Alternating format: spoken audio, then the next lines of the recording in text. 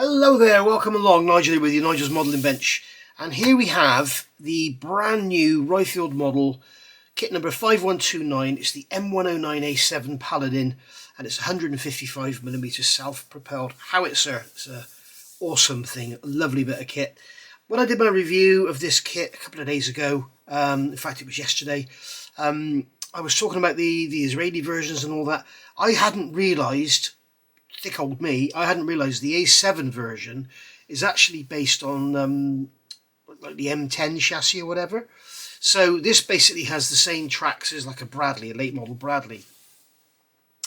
So what I thought I'd do is first of all look at the tracks, because as some of you will know, I got this, I don't know, this impediment where I actually enjoy doing tracks. It's crazy. I would much rather have 1,000 pieces of working tracks than have rubber bands. I'd much prefer working tracks like this. So when I get one of these tank kits, it's generally one of the first things I do is look at the tracks. So as you can see down in here, we've got the jig, and we're going to put the rubber pad in, and then we're going to add the horn onto the shafts. Add the shaft, put the two inner pads on, and glue those to the lower pads, and don't get any glue on these pins. Easier said than done, I can tell you. So I'm going to go right back to basics and show you a couple of things here. Some of you will know already because I've already said it. John Alec from John Alec Scale Modelling sent me this kit from America. Thank you so much, John. It's absolutely so much appreciated, and I am very, very grateful. And yeah, it's a beautiful, beautiful kit. Now, John has already done a build of this. I'll put a link in the description below this video. You can go and see his build. He's done 2 videos as of today. I think he may have another one going out today. But yeah, he's done 2 videos, and he's getting on really, really well with it, and it's going together beautifully. The instructions leave a bit to be desired, and if you watch his videos, he guides you through where the errors are. There's certain parts missing, there's part numbers wrong and everything. So yeah, go and watch that and make some notes in your instruction manual if you've got one. And yeah, and he's also, because he sent me a snippet of the tracks, of how he's putting the tracks together, and I'm going to show you my method and a couple of things I've discovered. So basically you get 4 of these sprues. This is the A sprue, and these are your tracks. Okay, so on the end you've got a jig, so you've got 4 little jigs, and then you've got all the rubber pads. Here we've got the inner parts of the track links. We've got our shafts here, and then on the ends here we've got our horns. So I started looking at this, and I was thinking, I wonder if we could actually, if all these spacings are correct.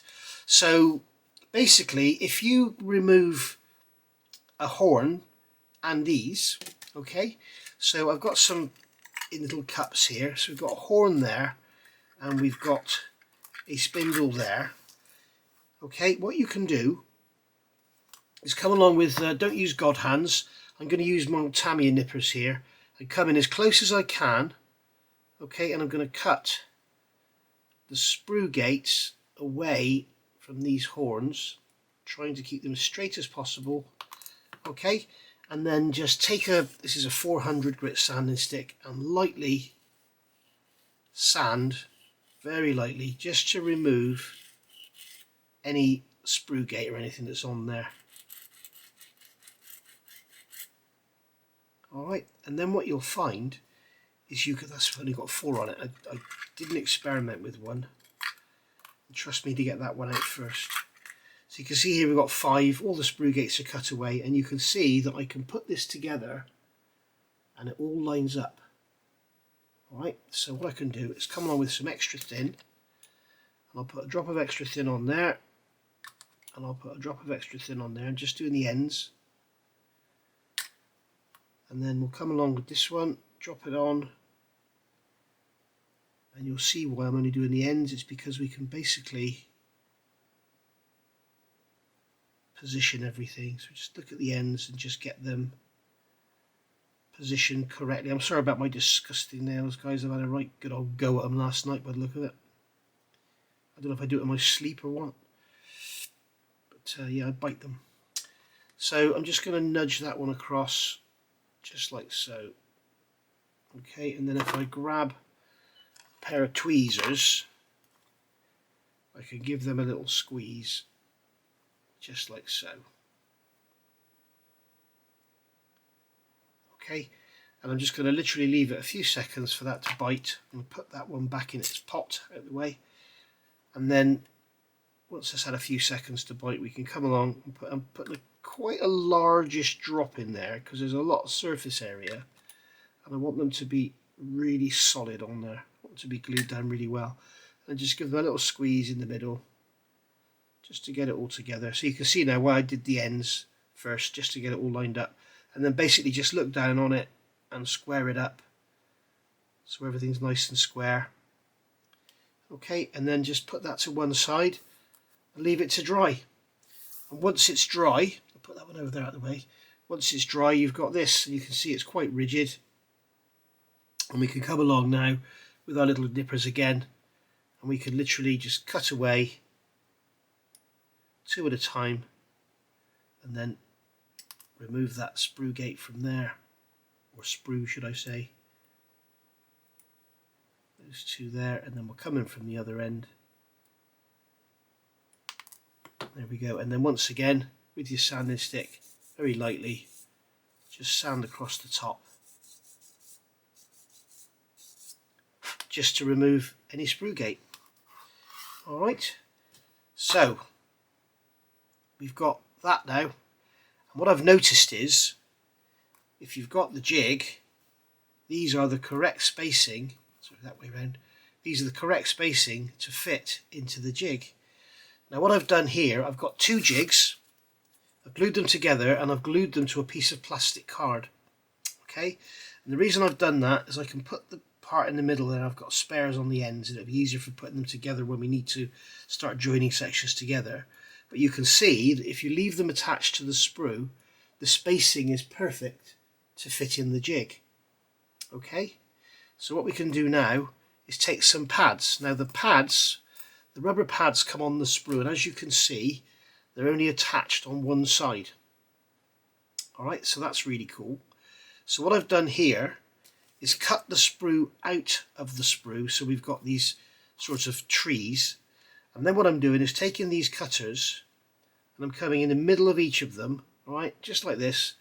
I'm going to come in there and cut these off like so, so we end up with all these tiny little pieces just with two on.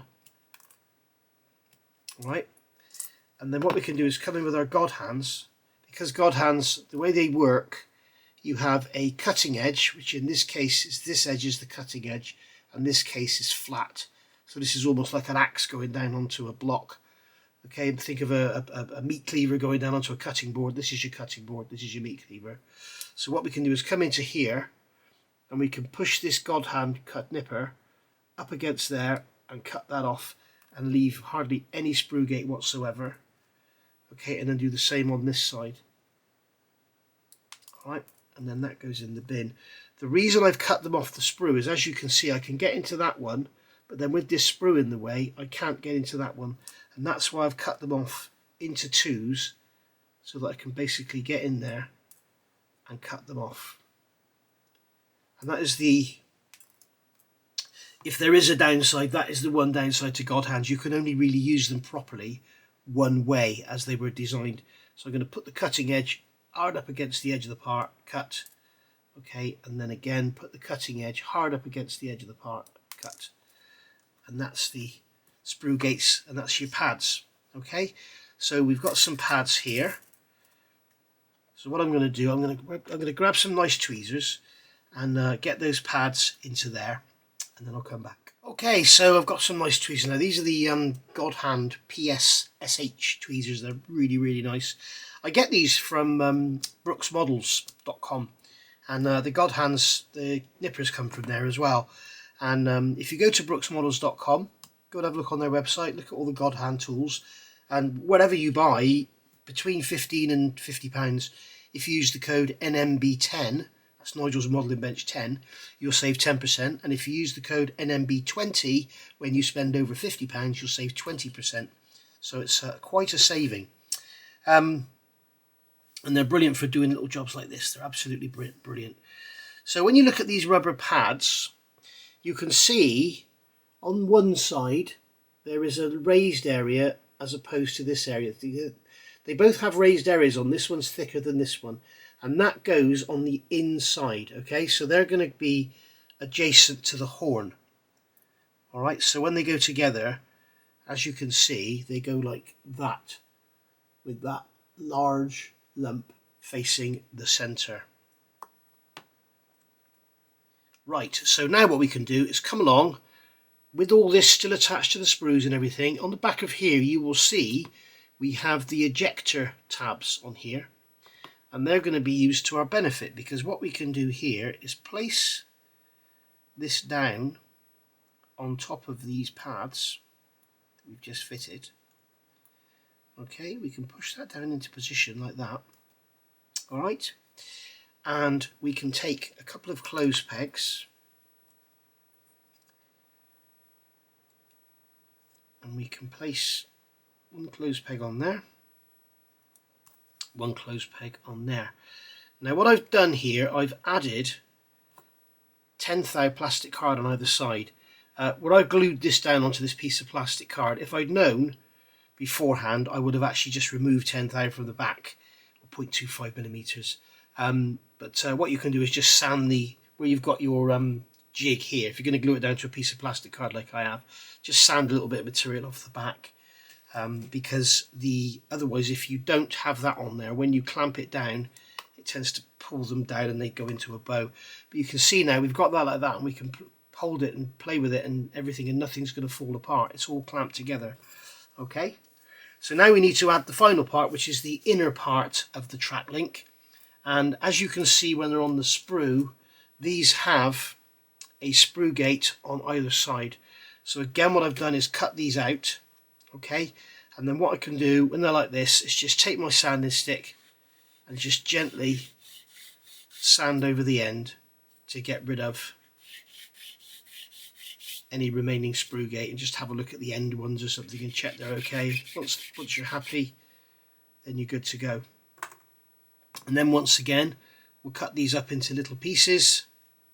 Okay, you don't have to do this. I mean, if you use your Tamiya cutters, you can. So you still can't get in there tightly. You can get in like this way and cut them sideways, but I don't know how successful that would be. There we go. And then what you'll have to do then is just clean them up. Which end is it that we've got to clean up? This end. So you just have to clean each one up as you go. Okay, now these again will only fit one way. You will see straight away you can't, if you've put the bottom pads in the correct way round, you won't be able to put these in the wrong way round. They won't physically go on.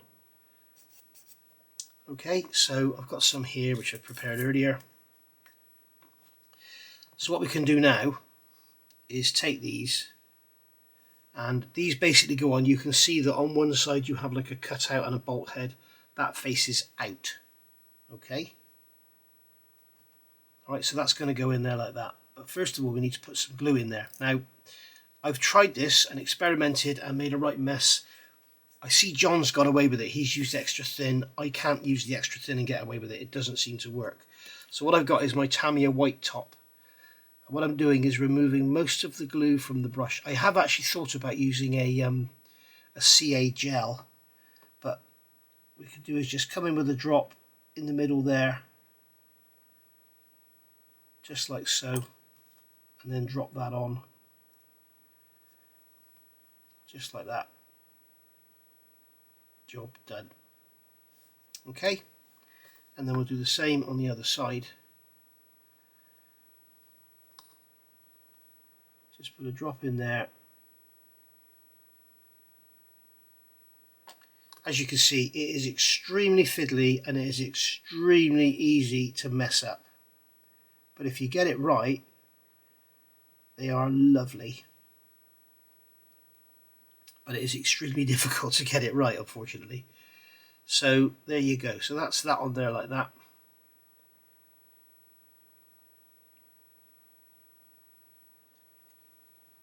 Okay, and that should all stay together. Now the problem is with doing this, obviously you're using tiny amounts of glue, and you will find that when you come to paint them, move them, whatever, they will fall apart at certain times, and that is the downside to tracks like this. Now, if you got the Magic Factory M10, that kit has the same tracks.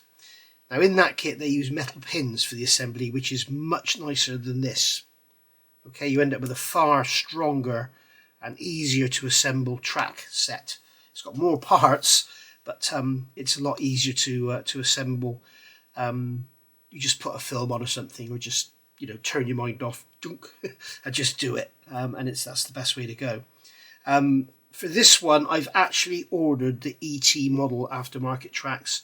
I saw Panzermeister doing a build of the M10, and I saw the ET model tracks, and they are gorgeous. And one of the nicest features about them, they're 3D printed with metal pins, so it's thousands of parts. But the beauty of them they've got is the rubber pads. These rubber pads are separate to the tracks. So you've got a 3D printed track with holes in it that you push the pins through. But then the rubber pad is glued on afterwards, which is giving you the option to either have or not have rubber pads. But the other beauty is you can paint the tracks and weather them and everything, and then you can paint the pads and stick them on after, which makes it a lot easier to paint them and have them looking lovely. But it depends. The other thing worth noting with these, you can see they are handed.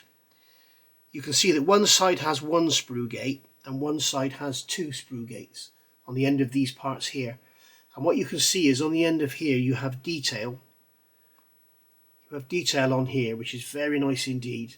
And on the other side you have the similar detail, but you have the sprue gates in there. So when you do your tracks, this side here I think is designed to be facing outwards. So you're going to have a left and a right hand set. So make sure you get them the right way around. Just make sure they're all the same, basically, when you come to put them together. And then they can go either way, so you don't have to specifically make them left and right hand, but when you actually fit them to the tank you want to get left and right hand. So I'm going to go on and glue the rest of these together, give it 5 minutes to dry, and then we'll see how successful I've been or not. Alright, so they've had about 5 minutes, so we'll see how successful we've been. As I say, one of the biggest problems is, well, there's two issues with this: too much glue and it seizes them up, not enough glue and they fall apart. So there we go. So I'll take those clamps off and we'll just remove the tracks from the jig. There we go. And at least for now they've stayed together. It looks like we got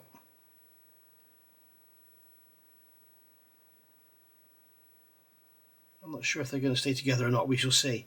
But basically now I can come along with my normal nips and just cut away the sprue, remove that sprue so I can get in there. I'm coming from that side with this one. Just cut through that one there. What is wrong with these nippers? They're not cutting anything. There we go. Okay, so that's left, as you can see, that leaves a sprue gate on the lower face of the track.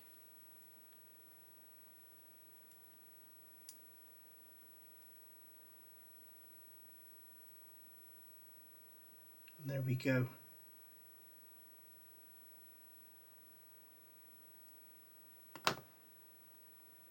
Alright, so that's that. Now, just come along while they're still together and just remove those sprue gates. That's why I've done this side first. And I don't know if you can make it out on there, but we do have that lovely detail on the end there on the pins that hold it all together. So we'll now see how flexible we are, how lucky we've been with not getting glue everywhere. There we go. So take those two off of there, and then we'll come in from the other side. And we'll take those two off of there. There we go. And then we can hold it all nicely flat together and just gently stroke the ends just to get those off. Now, how successful have we been? We've been very successful. They all flex. None of them are glued. None of them are falling apart. Yes, they are. You can see this one in the middle here. that one's falling apart. So what we can do there is hold it together and hopefully just put a drop of extra thin in the middle, and hopefully that will go in there and not glue the pins up. Okay, we've got the same here. In fact, they're all coming apart by the look of it. You see, this is the problem, and this is why I've ordered the aftermarket tracks, because I don't want the hassle of putting these together and then having them all falling apart. You know, when you come to paint them, weather them, whatever, I don't want them all falling apart. And some of you may think, you know, it's ungrateful of me to, you know, for John to buy me this model and then I'm knocking it straight away. I'm not. It's a beautiful model, but as with all kit tracks that are made workable, when they do them like this, it's never a good thing. I think what Magic Factory have done is a far better solution with the metal pins. Now, if you are looking at aftermarket tracks, I think the best ones by far are the ET model ones, but they are quite expensive. So you may consider going and buying a Magic Factory M10 just for the tracks. It may be the cheaper solution for you.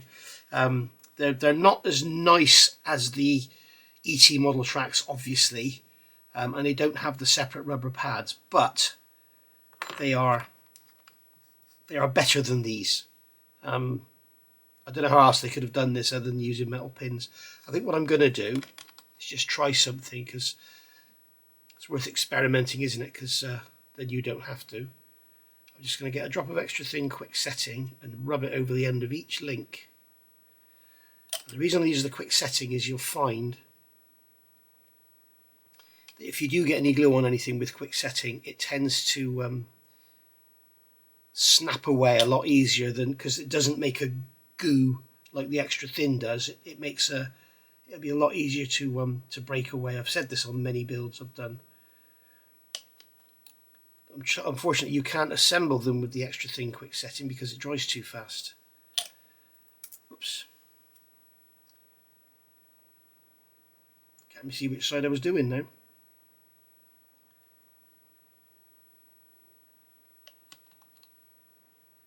But there we go. So that seems to be being successful, because we've kept our flexibility. Everyone is still flexible.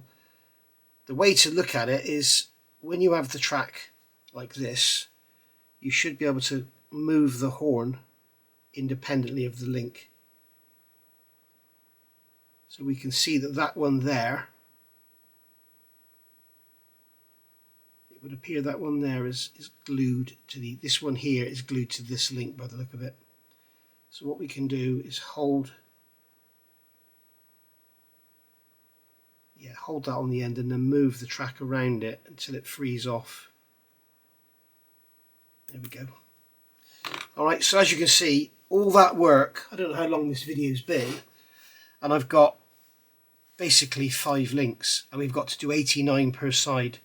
So you can see it's going to be a fairly lengthy job. As soon as the ET model tracks arrive, I'll do a review, I'll do an assembly, and you can make your own mind up. But I'm afraid, as beautiful as this kit is, I think its letdown is going to be these tracks. From what John's telling me, the whole model goes together beautifully. I think he's nearly finished his. But from what John's telling me, the whole thing goes together beautifully. But it does look like these tracks are a bit of a bind. So there we go. Thank you for watching. I'll see you all soon, and I will continue this build. I'm not going to do a build video until John's is done, because I don't want to be people watching me that would otherwise go and watch his build. So, as I say, there's a link in the description below. Go have a look. Go give him a subscribe as well. He's only got a couple of thousand subscribers. He deserves a lot more than that, because he's a bloody lovely bloke and he's bloody brilliant. His modelling is outstanding. So go and have a look. He's also got a very, very good voice. He always starts his videos off with, "Hey." It's great. Anyway, I'll see you all soon. Thank you for watching. Don't forget, Brooks Models, NMB10, NMB20, get your discounts, and they have some God hand stuff there, and all your Tamiya extra thins and all your Mr. Hobby paints and Tamiya LP paints and all your Mr. Surfacers and everything you could ever, everything I use, he's pretty much got. Okay, so I'll see you all soon. Thank you for watching, and bye for now.